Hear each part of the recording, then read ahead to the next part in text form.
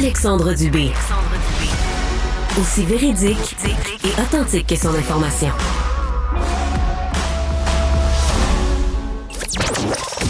Les drôles trolls. Avec Jean-Denis Scott. Le Jean-Denis, le premier ministre du Québec, François Legault, a pris la plume et il a écrit une lettre à son homologue Justin Trudeau. Ben oui, c'est un nouveau correspondant peut-être, à savoir s'il y a juste la lettre qui est timbrée. Enfin, il a imploré Justin Trudeau de freiner et de diminuer l'afflux des demandeurs d'asile parce que ça aggrave notamment les crises du logement et de l'itinérance. La réponse de Trudeau: oui, on va être là pour partager le fardeau et la responsabilité de continuer d'être un pays qui accueille des gens partout dans le monde, mais qui les intègre de façon réussie. Fait que tu dis à Trudeau, il faudrait trouver une façon qui fonctionne d'accueillir les gens, puis lui il répond: oui, on va continuer d'accueillir les gens d'une façon qui fonctionne. Est-ce qu'il entend la question, tu penses? Est-ce que c'est comme s'il n'était pas dans la même conversation que nous autres? Ben exactement. En fait, il y a même l'Association québécoise des personnes aphasiques qui l'ont appelé pour devenir leur porte-parole. C'est un signe.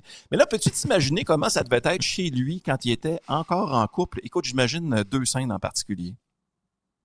Chérie, tu peux-tu monter le chauffage? T'es juste à côté du thermostat, puis ça dit qu'il fait juste 15. Je serai là pour m'assurer que 15 degrés qu'on a dans le salon présentement soit le plus chaud possible sans que je ne touche le bouton.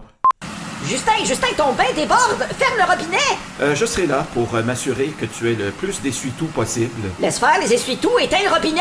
On va continuer à intégrer l'eau de façon réussie.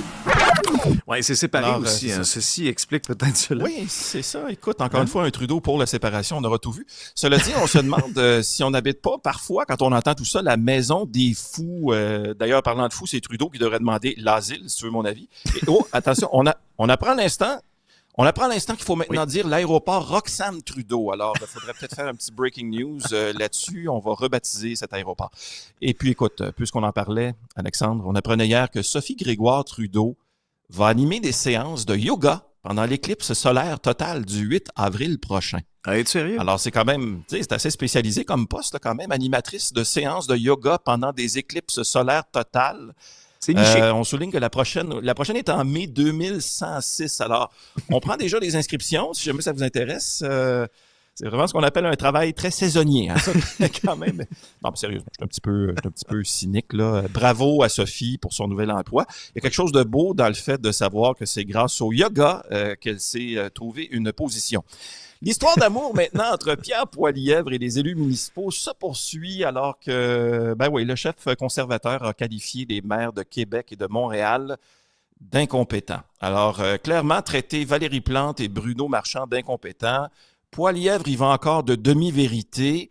D'ailleurs, à la une du journal de ce matin, on peut lire que le conflit est non seulement entre Pierre Poilievre et les élus municipaux, mais encore un peu entre les profs et le gouvernement, parce qu'il y a les profs du Centre de services scolaires de Montréal qui ont accepté, eux, l'entente du gouvernement.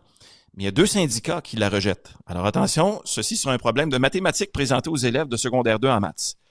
Si les enseignants de Laval et de Lanaudière ont rejeté l'entente à 60 %, mais que ceux de Montréal l'ont approuvé à 52 % et l'Estrie 50,5 %, sachant que 5 des 9 syndicats et 50 % des membres doivent l'approuver, question Alexandre, Oui. à quelle vitesse va le train et combien me restera-t-il de pommes?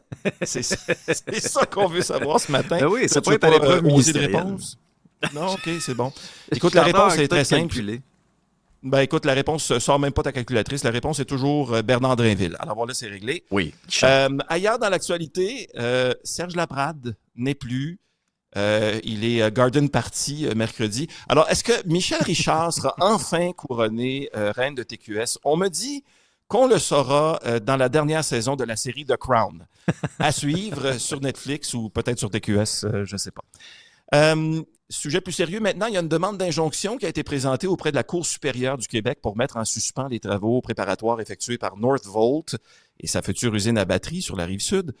Honnêtement, je comprends ça. Moi, j'avais un voisin, Alexandre, qui me dérangeait parce qu'il jouait toujours du drum avec ses chums. Alors, c'est pas la première fois qu'on va faire une plainte pour interrompre un party de batterie. La demande a été déposée pour protéger les milieux humides dans le bassin du Richelieu en stoppant les travaux préliminaires. Ma tante Geneviève le disait toujours, quand tu as le bassin humide, laisse faire les préliminaires. On va rapidement changer de sujet. connu. Il y a des documents anciens. Oh, oui, il y a des documents anciens inédits qui révèlent qu'il y a un don de Jeanne Mance qui a permis de recruter des colons français à un moment où Montréal menaçait de disparaître. Alors finalement, Jeanne Mance a donné l'équivalent de 1 million de dollars pour sauver Montréal en 1653. 1 million de dollars pour sauver Montréal. Elle aurait peut-être aussi pu sauver cet argent-là juste en créant un quartier francophone, un quartier de la francophonie. Je ne sais pas si ça aurait été suffisant dans ce cas-là. Laisser des business ouverts 24 heures sur 24, une belle occasion ratée. En terminant, Madonna était en spectacle hier soir au Centre Bell. Elle a dû adapter apparemment certaines chansons à sa réalité de sexagénaire quand même, notamment son succès sur la santé cardiaque, Arterial Girls. Et avec les spectacles de Madonna, il y a les Stones aussi qui retournent en studio pour un nouvel album. Il y a comme de plus en plus de personnalités seniors qui donnent des spectacles, mais en adaptant leur matériel pour sensibiliser les gens aux réalités de l'âge plus avancé. On n'a qu'à penser, par exemple, au nouveau spectacle de Michel Pagliaro. J'entends craquer. Oui, ou encore même l'auteur-compositeur Daniel Bélanger aussi. Frêles et vieux.